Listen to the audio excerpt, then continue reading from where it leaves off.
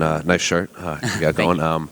Talk to me about pretty chaotic in terms of grappling. A lot of people seemed pretty, like, especially online, that it was one of the more exciting grappling rounds we've had probably this year between two high-level black belts. And then you said you wanted it to be more exciting, maybe. So I guess what was your thoughts on the fight as a whole?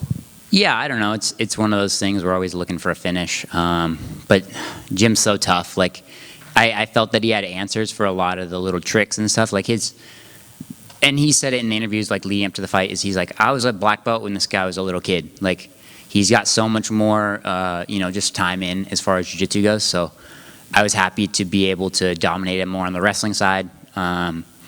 Personally, I don't think my wrestling is very good, but it seems like it keeps working, so we're figuring something out. Yeah, I mean, it was a hell of a scramble. I feel like I had to make adjustments after the first round. I felt like I was doing some decent stuff on the feet, but maybe just needed to be a little more confident. I feel like so worried about getting clipped because, I've just seen Jim Miller knocking people out for years, and I didn't want that one to be me on the canvas. So, yeah, hey, we're here. Well, even the broadcast said your stand-up, especially in that first round, looked like it had gone. Like, you watch your first fight, you watch it now. It's like leagues better, and you seemed to use your range very well in that fight. So I guess what was going on in there that you said you had to be more confident, because it looked like it was working very well? Yeah, I think just committing to being like, okay, hey, this is working, we can stay here. Against a guy, I don't know if I just gave him too much respect on the feet, but as soon as I saw how well the grappling was working, I was like, okay, let's not get knocked out. Let's stick to the safer side of things. But no, I think, yeah, we were definitely landing some good stuff. But that was just so much prep in this fight camp. Like, I have my teammates doing such a great job, like giving me the looks that I need.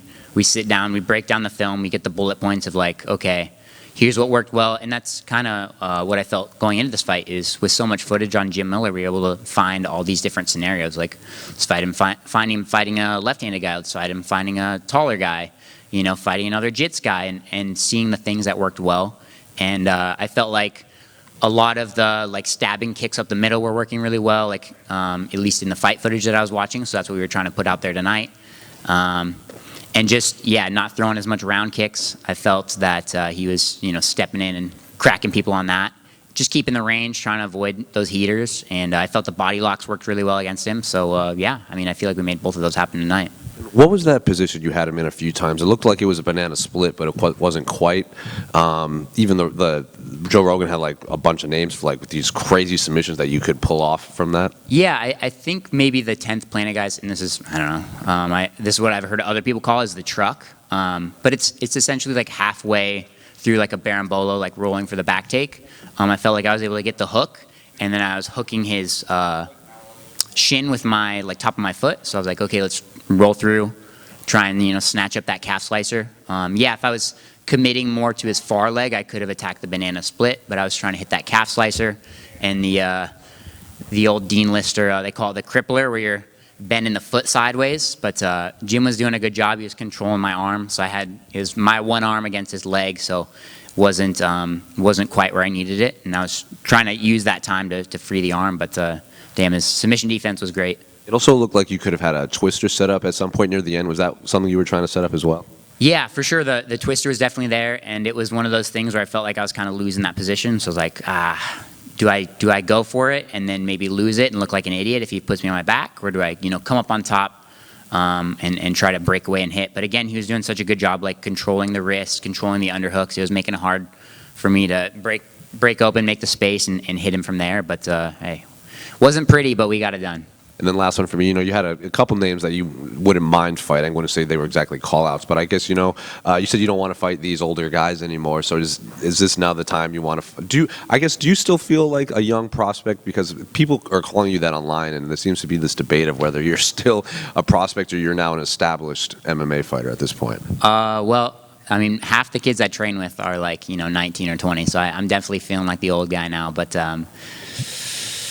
I don't know. Yeah, I feel like I've been in this business for a while. I mean, I started fighting at 16, and 9 years later, here we are. I do feel old. I do feel beat up a little bit, but that's the business. And I don't know. I feel, more established. Like, this is my time. I'm making my way up the division. I don't think anybody gets a pretty win over Jim Miller. And, you got to make it happen however you can to, it's him or me. And think we made it happen. Chase, I think Rogan right here. I think Rogan also called it the crotch ripper on the broadcast. Have you heard that one before? Yeah, I mean I feel like that's the synonym for the banana split. That's my favorite sub. Just there's nothing that'll make a man tap faster than you ripping his groin. At least in training, I haven't tried it in a fight because I feel like somebody's probably willing to let it go, and I'd rather stick to the stuff that I think would be a little quicker. But the crotch ripper's up there. Did you also say in your post-fight interview that your forearms were tired because you were gooning too much? Hey, we got to try different stuff for the cardio. Yeah, that is what I said. Correct. Okay. I didn't get the crowd pop because I feel like in the arena you can never hear what you say, but it's funny to me. Damn it. I guess what's the appropriate amount between what you did and Sean O'Malley's preparation for his title fight? Yeah, I'm not a big proponent of semen retention. Respectfully, I got a buddy over there. That's his thing. But hey, everybody's got their own different strokes for different folks, as they say. Jace, right here. Congratulations on the win. Dagger to the heart, calling 25 old. But anyways, you mentioned that you actually don't think your wrestling is that good, but like you said, it keeps working. What do you see in your wrestling that you think you need to improve? I don't know. I did wrestling 1 year in middle school and I hated it. I've always been a jiu-jitsu guy. That's been my number one. I guess I don't think I have good traditional wrestling, which is nice because someone like I'm not saying I'm GSP, but someone like a GSP came in as a karate guy, but you get an athlete and then you're able to teach him we take out these posts and get the guy down this way, and you don't teach him like a traditional double leg. He figures it out based on his own style, and I feel like that's kind of what we're getting. So it's kind of like a weird amalgamation of all this jiu-jitsu stuff with a little bit of wrestling. But if I threw on a singlet, I would suck in the wrestling room. I just still hate wrestling, but we got to do it sometimes. Fair enough. And then you kind of touched on it. You are not really a prospect anymore, and you're 25 and you've been in the UFC for a while. I think this is your 11th fight. But you also kind of grew up in front of all of this, from the Contender Series right through to the UFC. Can you put into words what that has been like? Yeah, I mean, I honestly, I really, and people like to, I don't know, I feel like more the outside commentators, they like to bag on the UFC, but honestly, this company's given me everything. When I fought on the Contender Series, I had $34 in my bank account, and now, I have a wife, a baby, a house. This is providing, just these couple times a year fighting, I'm able to provide for my wife and daughter. And I'm doing it for them now, and it's having a purpose. And it's going from, where it started out ego and paying the bills to now, doing it for them. It feels good. It feels like things are going the way they should. You don't get the storybook thing very often in life, but I feel like we're here. Good to hear. Thanks. Thanks. Chase, you mentioned your family. Your daughter's very young.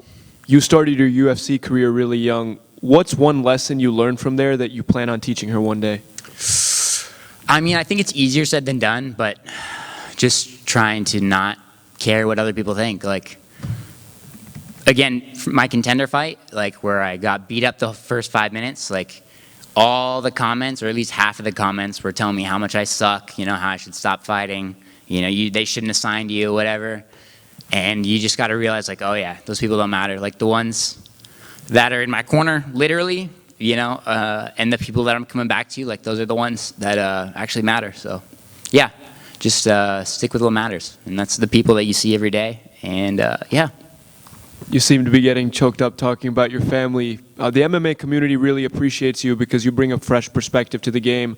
Humble, but also analytical and pretty funny. Where did you get your personality from? Who in your family? I don't know. I guess just myself. I don't know. I'm just awkward, and I got a lot of, practice, I guess, with Fight Pass. I don't know, messing around, having fun with your friends, and then it's oh, now we film it. The Masvidal thing, that was just they're oh, let's do this. This will be funny, and then okay, let's film it. See if other people think it's funny. I don't know. Again, this is a ridiculous sport. I'm out here fighting in my underwear for a living. What is there to be serious about? I mean, obviously I'm serious about the training, but again, this is, I'm fighting for people's entertainment, and I don't know, entertain the people. Why not? Thanks, Chase. Thank you. Chase, you mentioned Tom Nolan What about that matchup interests you? Just another young buck, another Aussie. I like the idea, I guess, of fighting some of the taller guys. And then I saw he just had the win over Barshov. Yeah, I mean, I just want to fight some of these younger guys on the come up, and I think the fans want to also see me fight the younger guys on the come up. So it's been, you know, building myself and building this skill set, and then I think like Jim Miller's the toughest fight that I've ever had, but I think you don't get that from a lot of the younger guys. Like, you don't get a guy that's that well-rounded, you know, with less than 10 UFC fights. So I just think I want to test myself against these other younger guys. I think then we're more on a similar playing field instead of me trying to fight up to their experience level, I guess. But yeah, I don't know, just a fun matchup, and he's on a bit of a hot streak too. So yeah, whatever UFC wants, we'll make it happen. Just please no more old guys. Respectfully, I love the old guys. Given Tom was hurt after his last fight and you've just fought tonight, when could we expect that matchup potentially? I don't know. I'm going to Mexico the week after next. I'm probably going to get a little fat, and then I'm going to pull a patty, you know, blimp up, and then we're going to get skinny. I don't know. I wouldn't mind, like, I don't know. We'll see if they'll let me get one in before I turn 26. So, like, I don't know, maybe tail end of the summer, you know, early fall. Whatever Uncle Dana and Sean, Mick, all those guys want, we'll make it happen. Thanks, mate. Thank you. Good. Thank you, guys.